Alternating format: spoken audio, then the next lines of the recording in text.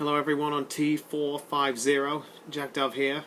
Unfortunately I can't make Jane Blunt's tutorial this weekend, so I'm doing like I did for the last one. I'm making this video. I am to discuss what I'm doing for my project to try and help you all generate some ideas, and hopefully you can give me some feedback for ideas for mine.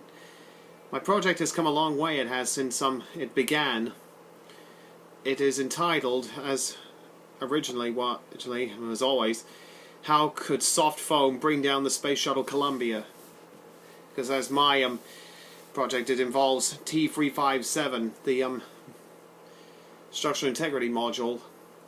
So really this was a natural choice for me.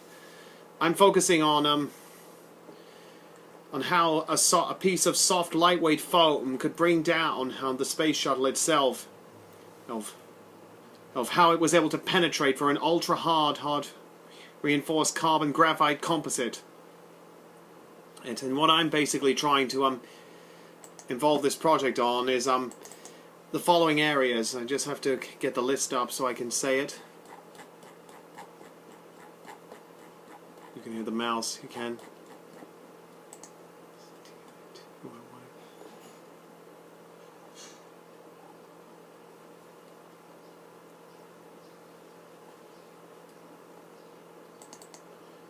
Yeah, there are at least 3 or 4 main areas I wish to focus on this report.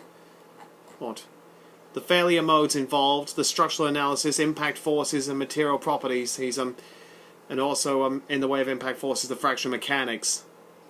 I've started off my report by first discussing what I intend to do on it. And then I outlined the Columbia disaster, the findings of the investigation team, and what was recommended to prevent a future disaster, and then state the rationale and aim of my report, which I found it didn't really discuss any of these areas. I just discussed the fracture mechanics of the impact, like how much force the foam hit the wing with, nor does it give any specific data on the materials used. It does not provide enough details with the forces involved in the impact or even discusses the possibility of what could have been done to strengthen the wing against foam impacts. Like I'm imagining that I'm in the 1970s and the time when the space shuttle was designed. So I mean, how could the wing have been made stronger to withstand the impact? Could the insulation have been changed, or could a different material have been used instead of the reinforced carbon-carbon? So basically we gain an insight into the criteria NASA used to select the materials for the space shuttle, which would be the same on any aircraft. The key factors are cost and weight. Weight is the top one, of course, because I mean, the more you can carry, the better on the space shuttle.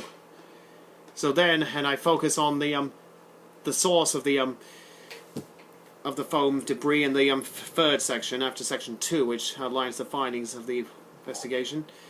I discussed briefly the design and construction of the external tank, like how it's put together, what it's made up of, what materials, and then outline the properties of the external tank foam and what's it used for and all that stuff, and just give a brief outline of previous foam debris incidents, and it's like just saying how many missions this was known to happen on, and then how many missions when the foam came off the foam ramp in question, the bipod ramp, I should say.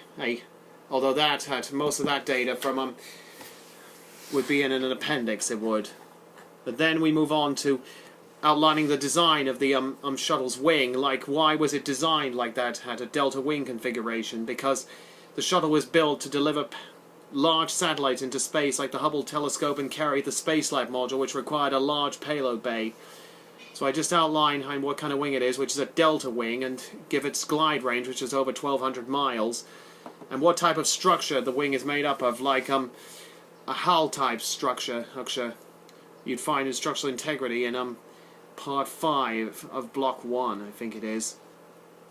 Isn't that it's held together using bolted joints and welded interfaces to enable strength. And as for material properties, I state that it's an aluminium alloy and just give the full details in a table so it doesn't eat into the word count. Then we move on to the heat shield, which basically explains that the shuttle generates heat from the kinetic energy caused by friction with the Earth's atmosphere, and what kind of temperatures you'd be expected to endure it the most. And then I just outline the tiles. I do, like how they're, like how many there are on the shuttle, how much they weigh, their density, their temperature ranges, and just giving a brief detail about their fracture toughness. I'll have to provide more details, I will, perhaps in an appendix.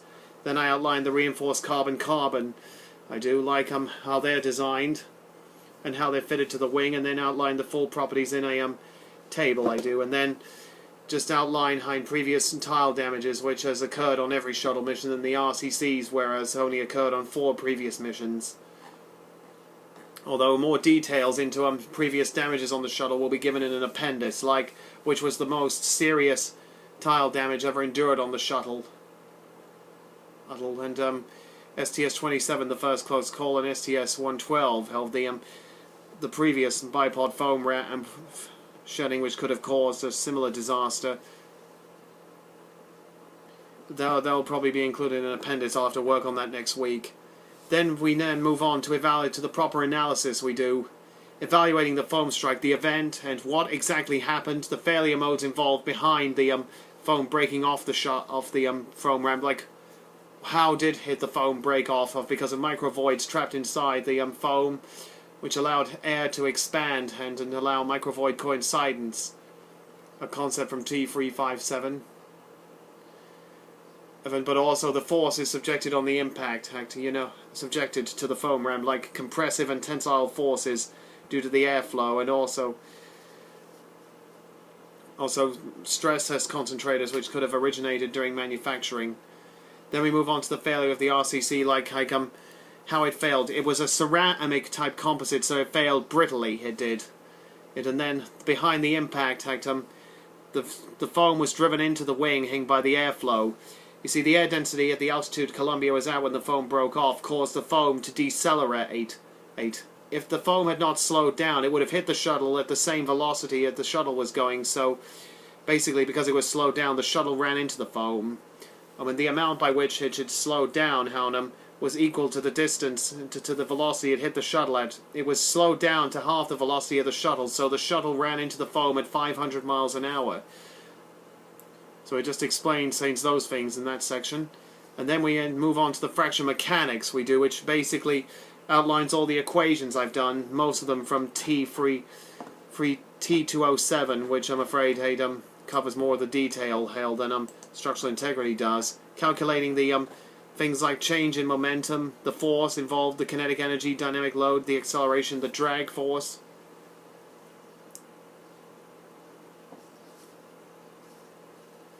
And all that stuff. Of the dynamic load is actually gives the value of which the force in pounds per square inch which hit Columbia, which I'm afraid exceeded the strength of the reinforced carbon-carbon by actually 6 times, according to my estimates.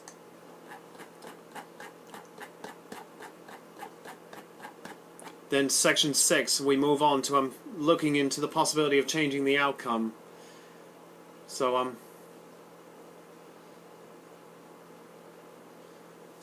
could we have changed the foam insulation on the external tank, which I'm afraid this really isn't a practical option, it's not.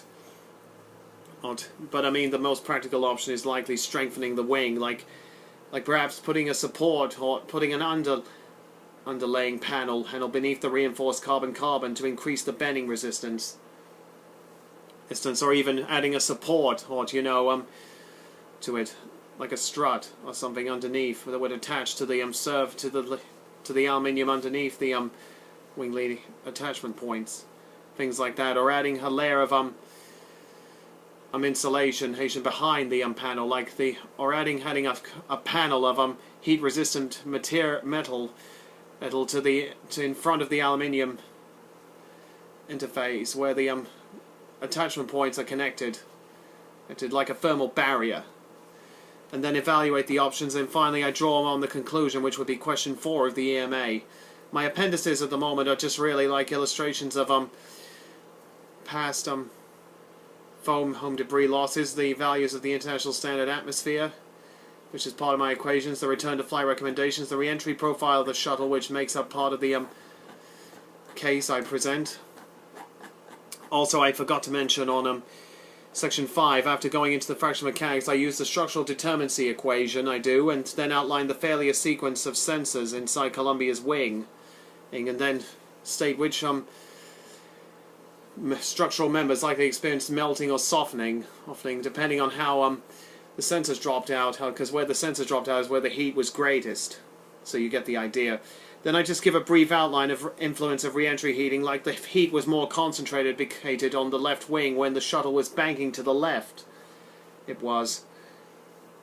And that's when the sensors really started to drop out in the heat, and the structural members really started to fail, because when the shuttle was banking... Sorry about that. So, basically, when the shuttle was banking right, the heat was not concentrated on the left wing, so it couldn't heat through the wing that quickly. So anyway, I hope this helps everyone, and I hope it gives you all some ideas, and hopefully you can give me a few ideas as well. So, good luck, Huck with T450.